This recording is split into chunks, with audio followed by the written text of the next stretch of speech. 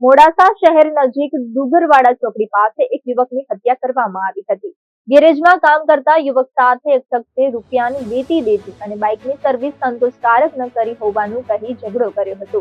બાદમાં ઉશ્કેરાયેલા શખ્સે યુવકના માથામાં બોથડ પદાર્થ મારી દઈ હત્યા કરતા પોલીસ કાફલો દોડી પહોંચ્યો હતો અને તપાસ હાથ ધરવામાં આવી હતી. પોલીસ આરોપી અશરફ અજમેરી નથુભાઈ, જાવેદ નથુભાઈ, અરુણ યુસુફ સામે હત્યાનો ગુનો દાખલ કર્યો છે. આરોપી અશરફ અજમેરીએ મોટરસાયકલનું સ્ટીલનું જમ્પર છાતીના ભાગે મારતા જાહુલ ઝાકીર મુલતાનીનું મોત નીપજ્યું હતું. પોલીસે એક આરોપીની અટકાયત કરી છે.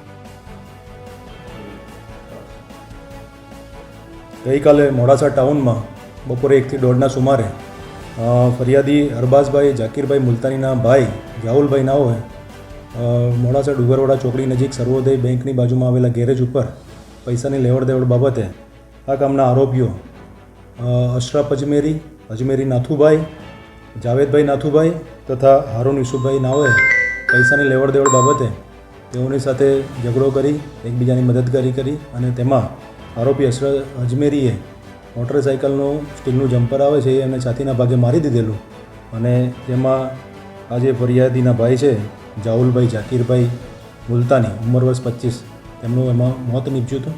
જે બાબતે મોડાસા ટાઉન પોલીસ સ્ટેશને ગુનો રજીસ્ટર કરવામાં આવેલો છે અને બનાવની ગંભીરતા જોઈ ત્યાં જરૂરી બંદોબસ્ત રાખવામાં આવેલો અને કાયદો વ્યવસ્થાની પરિસ્થિતિ જાળવેલી હતી અને આરોપીઓ પકડવા માટે જુદી જુદી ટીમો બનાવેલી હતી.